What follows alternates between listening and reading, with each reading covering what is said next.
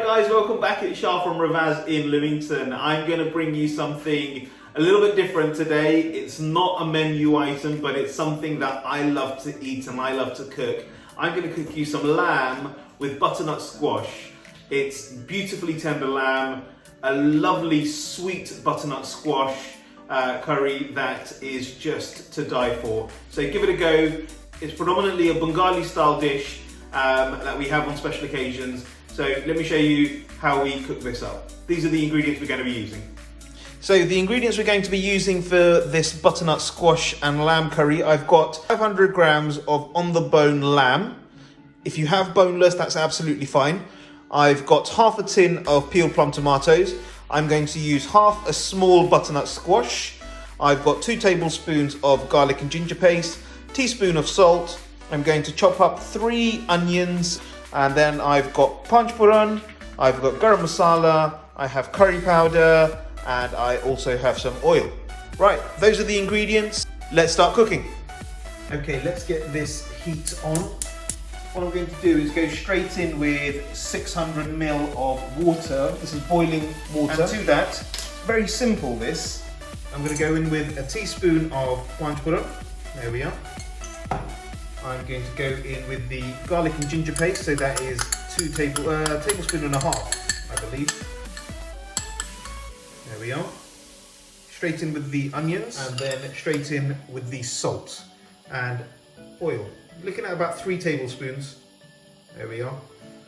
What we do, give that a good stir, and you just leave that to cook for, I would say, about 20 minutes. Giving it a stir occasionally in between, and then we're going to go in with the spices after that, and then we'll add the butternut squash. So let's come back to that in about 20 minutes or so. Okay, so that lamb has been cooking away for about 25 minutes now. Let's have a look. There we are. That's really softened up in that time. And what we're going to do now is just go ahead and add all these spices. So first things first, curry powder. We're going to go in with 1, 2, 3 teaspoons, heaped teaspoons, and then also the garam masala. So we've got 1 and a half, and just stir that in. And one thing I forgot to mention is that we're going to add a little bit of sugar to this just to sweeten it up with the butternut squash. So we're going to go ahead and add 2 tablespoons of sugar. So 2 tablespoons of sugar, that's 1, and that's 2. And just mix that all in, let that sugar dissolve into the meat and into the sauce of that curry. And then the only thing that's left to add, peeled plum tomato, which I've blitzed up, so probably about 4 tablespoons. Just let that cook for about another 4 or 5 minutes, and then we're going to go ahead and add the butternut squash. Put a lid on it. The longer you cook the lamb, the more tender it will become.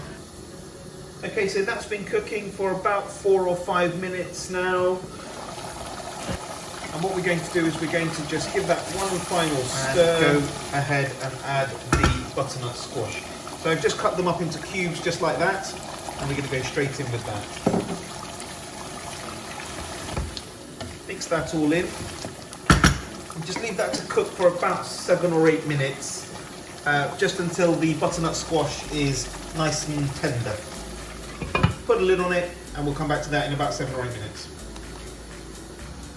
Okay, so I think we're coming up to the end of this cook. Just going to have a look. That's been cooking away for about 7 or 8 minutes, and you can see that that sauce has really thickened up, and the butternut squash has cooked beautifully. I'm just going to grab a little piece of butternut squash, grab a spoon, just make sure that it just, yeah, there we are. Look at that, that's cooked through absolutely beautifully. And there we have it, folks, an authentic lamb and butternut squash curry ready for you to enjoy with a bit of rice or some naans. I'm going to be having this with some parathas. Absolutely delicious.